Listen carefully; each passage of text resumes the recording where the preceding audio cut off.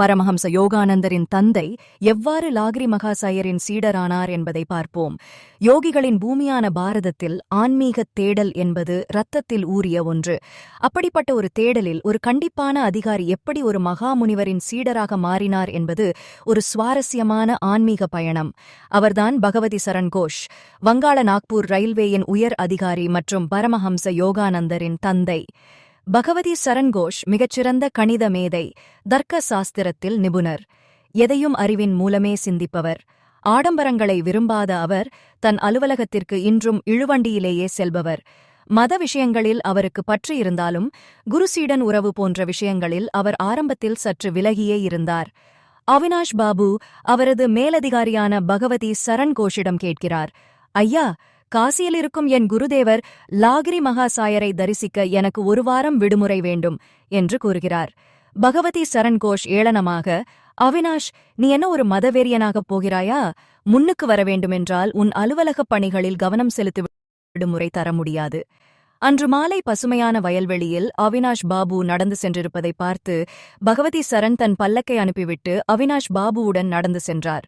உலகியல் வெற்றிகளைப் பற்றி அவருக்கு பாடம் எடுத்துக் கொண்டிருந்தார். ஆனால் அவினாஷ் பாபுவின் உள்ளமோ, லாகிரி மகாசாயா, தங்களைக் காணாமல் என்னால் வாழ முடியாதே என்று கதறிக் கொண்டிருந்தது. திடீரென ஒரு ஒளிவட்டம் தோன்றியது. அங்கே லாகிரி மகாசாயர் உருவம் தோன்றி, பகவதி, நீ உன்னிடம் வேலை செய்பவரிடம் மிக கடுமையாக இருக்கிறாய் சொன்ன அடுத்த நொடி அவர் தோன்றியது போலவே மாயமாக மறைந்துவிட்டார்.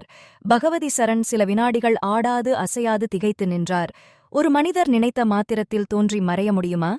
பகவதி சரண் கோஷ் அவினாஷ் பாபு விடம் கூறுகிறார், அவினாஷ், உனக்கு விடுமுறை தருவது மட்டுமல்ல, நாளை நானும் உன்னுடன் காசிக்கு வருகிறேன்.